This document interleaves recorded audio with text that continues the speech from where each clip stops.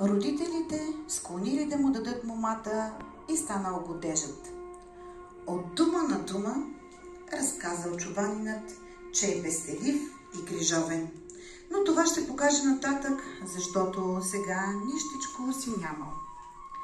Девойката припнала изведнъж годежен дар да му даде и донесла гегата.